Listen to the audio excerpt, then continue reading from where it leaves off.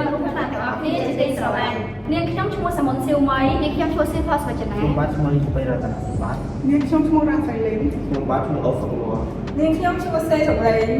ពួកយើងទាំងអស់គ្នាមកពីក្រុមទី3ហើយពួកខ្ញុំ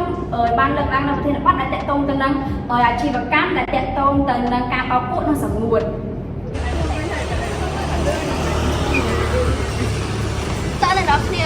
មកមើលពីសកម្មភាពមួយចំនួនដែលយើងប្រមូលទិន្នន័យពីអតិថិជននិងអាជីវកម្មមួយចំនួន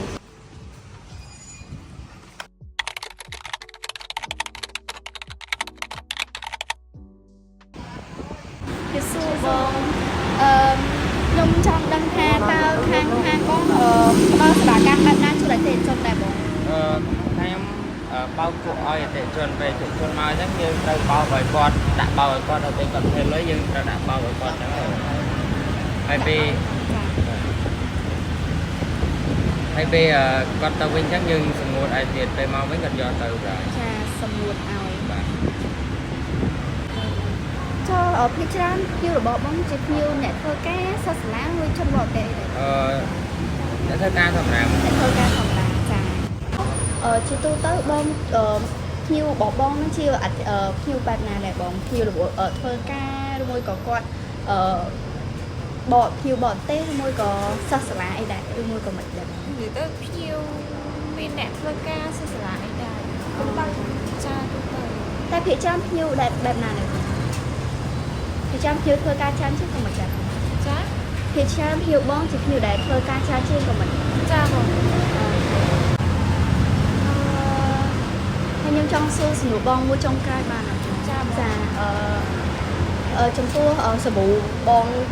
អាហ្នឹងកាត់ផ្សេងហ៎បងចាកាត់ផ្សេងបងតម្លៃសាប៊ូមិនបងកាត់ឲ្យភ្ញៀវបានដែរបង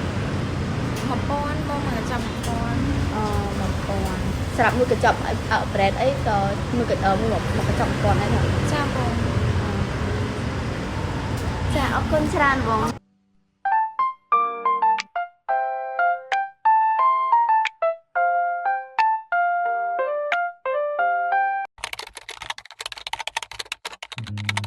ពីសួរបងចាខ្ញុំមកពីខាងសាលាអាយុបងខ្ញុំមិនដឹងចង់មកប្រមូលទិន្នន័យខ្លះតែទៅអតិថិជនដែលធ្លាប់បោកពួកខាងអាយខាងក្រៅអញ្ចឹងណាចាហ្នឹងខ្ញុំមានសំណួរប្រហែលជា5-6សំណួរអញ្ចឹងណាបងអត់អីបានសួរចាខ្ញុំចង់សួរបងថាតើអាស្រ័យថាបងសប្តាហ៍នៅម្ដុំណាដែរខ្ញុំនៅសែនសុខសែនសុខហ្មងចាហើយតើបងមានពេលច្រើនក្នុងការធ្វើកិច្ចការគ្នាទេហ៎អត់មានពេលច្រើនហ៎បងព្រោះរៀនផងហើយផ្សេងមកធ្វើការទៀតចាបងចាមួយទៀតតើបងមានទម្លាប់បោកខោអាវបែបណាដែរបងទម្លាប់អត់មានពេលអញ្ចឹងទៅឈៀតបោកតិចឲ្យគេបោកខាងក្រៅឲ្យគេបោកក្រៅចាជាទូទៅបងបោកខោអាវឲ្យតែពេលមានពេលបងឈៀតឲ្យដាក់ឲ្យគេបោកហ្នឹងហើយចាឈៀតពេលហើយនឹងបងសម្រាប់